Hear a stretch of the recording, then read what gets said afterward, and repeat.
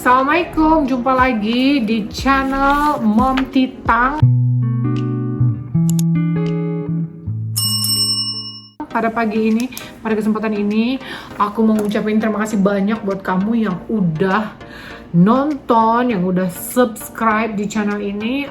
Aku sangat berterima kasih karena kalian bikin aku semangat bikin video dan kalian menginspirasi.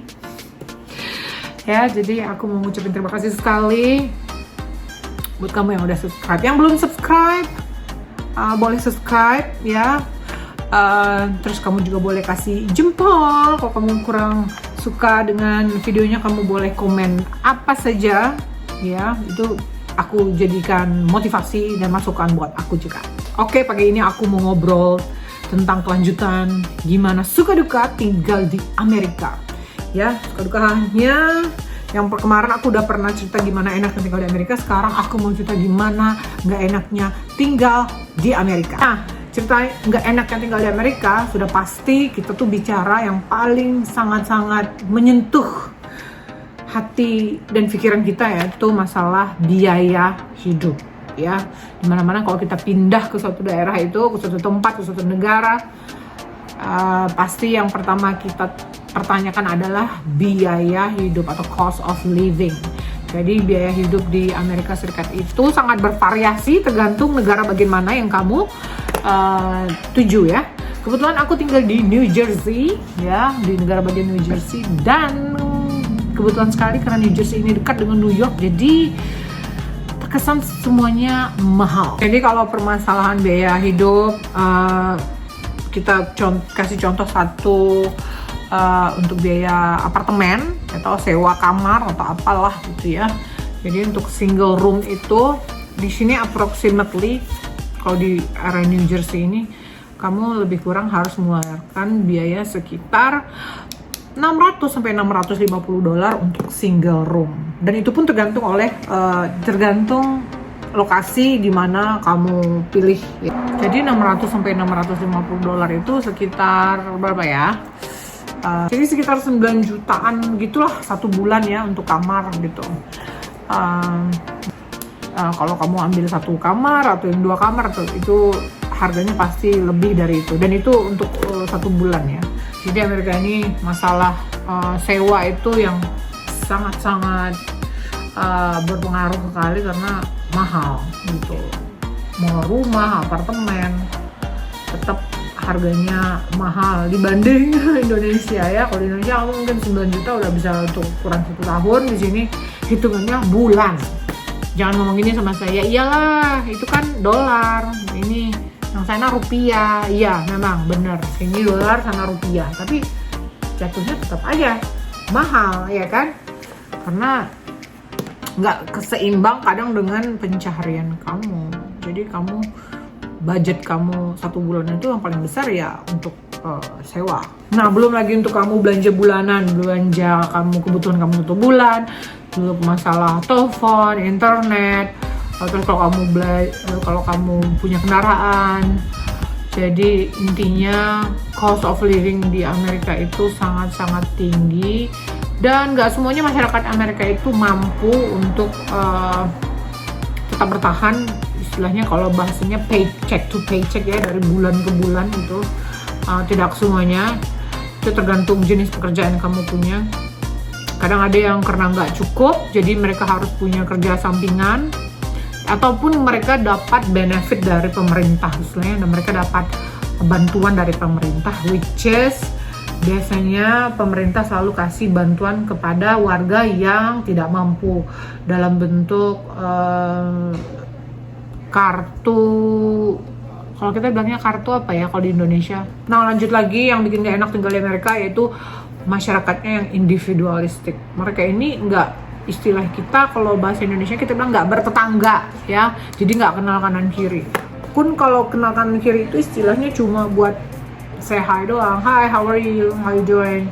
That's it. Jadi untuk yang istilahnya kalau kita ramah tamah, ngobrol, kumpul-kumpul, no, they don't do that. Jadi kalau kamu tipikal orang yang hobi bersosialisasi, pengen kumpul-kumpul, cicat-cicat sama orang, kamu harus mempersiapkan diri. karena kamu belum tentu baru nyampe sini kamu langsung punya teman atau punya apalah gitu untuk kamu bersosialisasi. Jadi ya kamu harus siap-siap mental karena masyarakat sini sangat-sangat individualistik. Terus menurut aku nih ya, ini menurut opini aku, mereka ini kurang ramah. Ya karena itu tadi mereka itu sangat-sangat individualistik orangnya gitu. Individualistik, mandiri, jadi apa-apa tuh istilahnya lebih ke diri sendiri, nggak ngandalkan orang lain gitu.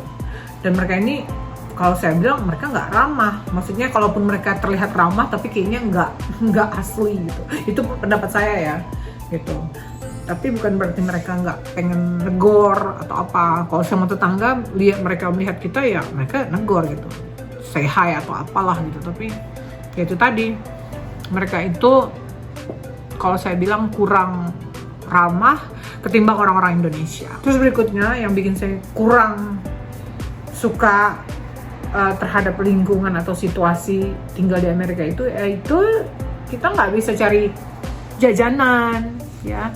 Jajanan Indonesia tuh ada sih, hanya di toko-toko tertentu ya, atau toko-toko Indonesia.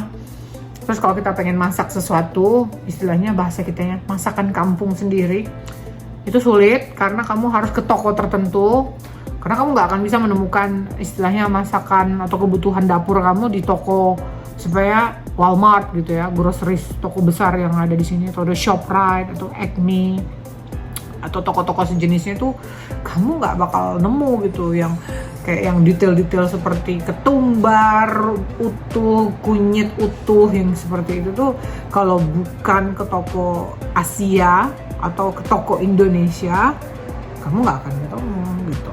Jadi itu sih kendala. Itu lagi nih, kayaknya bukan satu lagi, itu berikutnya, kalau kamu punya kendaraan terus ban kamu bocor ya, di sini itu nggak bisa menemukan tukang tambal ban pinggir jalan seperti di Indonesia ya. Apa-apa tuh harus derek, harus di towing. Jadi itu kayaknya repot banget sih. Jadi kalau seandainya kamu punya ban mobil bocor itu kayaknya PR besar banget gitu buat kamu. Ya itu tadi, kalau kamu umpamanya bocor tuh di highway, kalau kamu nggak punya ban serep, ya kamu di towing lah ya, atau di pinggir jalan ya. Kalau kita di Indonesia di pinggir jalan kan ya masih ada abang-abang tukang tambal ban kan yang katanya buka 24 jam, atau ya kamu dibantu sama orang lain lah gitu. Pokoknya menurut saya Amerika tuh gak enak banget kalau udah urusan ban bocor. Begini yang lucu ya, kalau di Amerika itu gak boleh parkir sembarangan. Emang bener gak boleh parkir sembarangan. Bukan hanya masalah rambu ya yang bikin coret gitu, bukan. Tapi juga untuk satu tempat yang kamu tuh gak boleh parkir di situ. Pun sebenarnya ada tempat buat parkir. Nah, kalau orang Indonesia tuh kan gini, alah udah parkir situ aja, tuh kosong tuh. Nah, kalau di sini kamu nggak bisa seperti itu. Kalau kamu umpamanya gini nih, kamu bukan tinggal di satu komplek apartemen, terus umpamanya kamu lagi berhenti dekat situ, terus tiba-tiba kamu nyantol lagi ke situ, mikir, udah aku parkir di sini aja, nunggu si umpamanya si Cynthia atau siapalah yang kamu tunggu, terus kamu masuk tuh ke komplek apartemen, nungguin temen kamu. Kalau di Indonesia kan mungkin kayak kita ngemper di mana gitu, nunggu orang gitu ya kan, nunggu temen masih bisa. Di sini nggak bisa, jangan kayak gitu. Ntar kamu di towing, kamu diderek. Terus kamu nggak boleh namanya lagi tuh parkir di depan hidran, istilahnya itu di tempat pemadam api yang kalau di Indonesia tuh bilangnya apa sih? Ya untuk pemadam kebakaran. Jadi kamu nggak boleh parkir di situ. Kamu bisa di towing juga, kamu bisa diderek. Terus kamu juga nggak boleh parkir sembarangan itu di depan gerbang rumah orang gitu, atau di simpang perempatan jalan gitu ya. Kamu nggak boleh juga parkir di situ. Karena ini kamu kalau istilahnya dengan driveway, kamu nutupin jalan masuk orang, kamu nggak boleh parkir seperti itu. Tinggal di Amerika yaitu takut kena peluru nyasar ya. Karena di sini senjata api di Amerika itu dijual bebas ya, jadi semua orang bisa punya senjata. Ya itu tadi dia unek-unek selama tinggal di Amerika yang gak enak, walaupun bagaimanapun juga tetap aja dimanapun kamu berada kamu gak bisa kamu bilang oh di tempat ini enak semua, gak ada gak enaknya, enggak. Karena pada dasarnya memang selalu ada gak enak, ada gak enak, selalu bersahabat. Enak gak enak, bagus gak bagus, selalu bersahabat. Jadi tinggal gimana kita menyikapi semua itu. Oke, terima kasih udah nonton. Jangan lupa untuk kasih komen, like, dan subscribe. Oke, sampai jumpa. Bye-bye. See you in my next video.